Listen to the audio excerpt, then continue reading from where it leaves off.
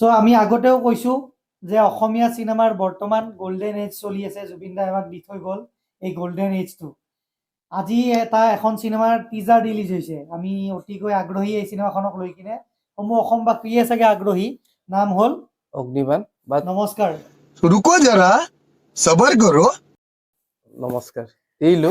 মই কিবা এটা ক'ব লৈছিলো, তাৰ আগতে আমি এটা কথা কওঁ যে Yes. অসমৰ প্ৰথম আছামিজ মুভি ৰিভিউ, মানে আছামিজ মুভি নহয়, ইণ্টাৰনেশ্যনেল আমাৰ যিকোনো কণ্টেণ্টৰ ৰিভিউ কাৰণে অসমীয়া ভাষাত পোনপ্ৰথমবাৰৰ বাবে অকল এটা চেনেলেই আছে, সেইটো হৈছে আমাৰ চাই উইথ চিনেমা Cinema. বা আপোনালোকৰ চাই উইথ চিনেমা। তো কাইণ্ডলি আমাক এইখিনি বহুতখিনি হেল্প কৰিলে। 900 হ'ব কাৰণে বেছি ছাবস্ক্ৰাইবাৰ আমাক নালাগে। সোনকালে আমাক 1000টো কৰি দিয়ক, বিকজ আমি যিমান পাৰোঁ আমি সিমান সোনকালে দি আছোঁ আপডেটখিনি। আৰু গোটেই আমিও নিজেও এইটো বস্তু দাবী কিয় কৰিছোঁ, কাৰণ আমি চাইছোঁ আমাৰ দৰে আমি যিমান ধৰণৰ আমি কণ্টেণ্ট আমি এবজৰ্ভ কৰোঁ বা কনজিউম কৰি কিনে আপোনালোকক আমি ফিডবেক দিওঁ, তেনেকুৱা ধৰণৰ নাই বৰ্তমান অসমীয়াত।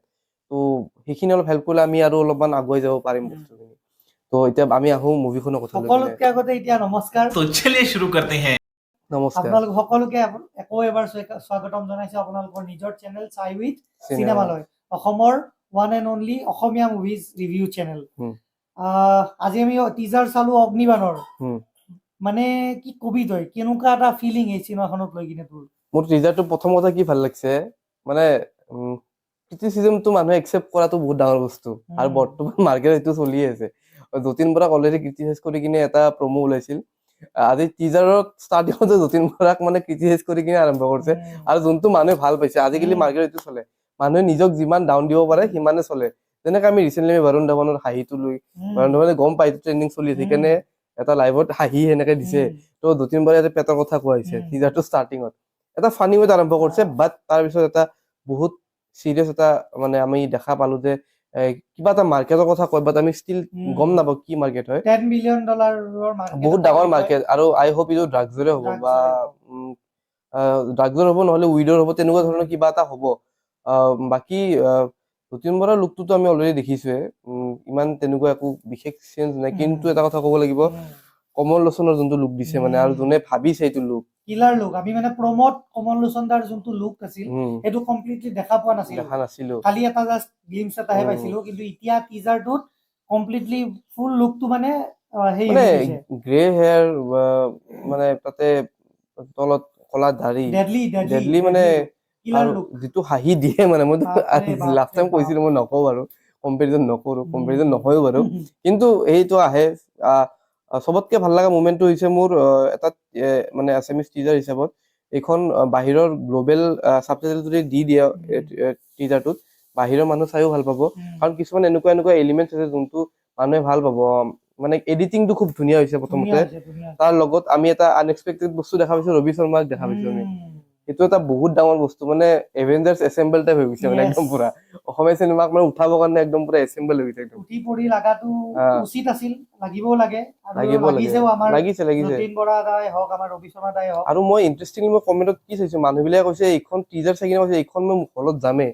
তো এইটো বস্তু মানে এই বস্তুটো মানে হেৰাব নালাগে, এই বস্তুটোৱে মেইন টিজাৰ এটাৰ পৰা মানুহবিলাকে যেতিয়া টিজ হয় মানে।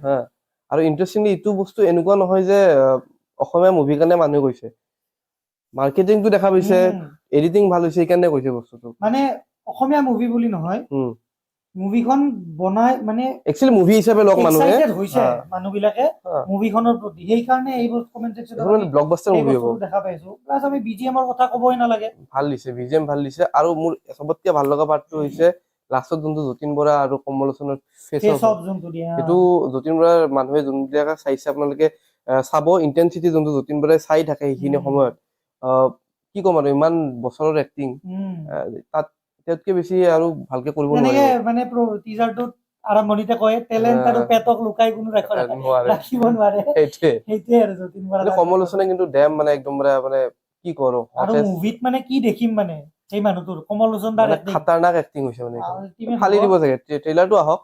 আৰু ডাঙৰ হিচাপে চাব গ'লে আমি হিমাংশু প্ৰসাদ দাকো দেখিছো, গতিকে মানে ভাল কাষ্টিং ভাল আছে, তেওঁৰ এটা মানে আপোনাৰ পুলিচৰ কেৰেক্টাৰ এটা দিয়া হৈছে তেওঁ।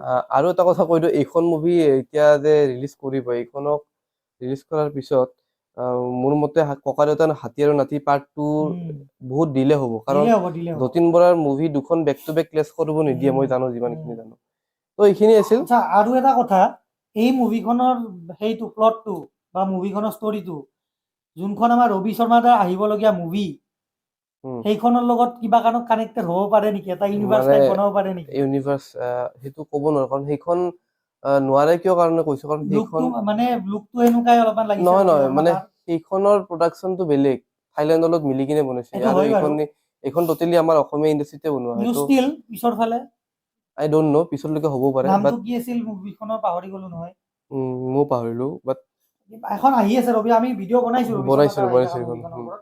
এনিৱেইজ ইয়াতকে বেছি দীঘল আৰু ভিডিঅ'টো নকৰো, তই কিবা কবি?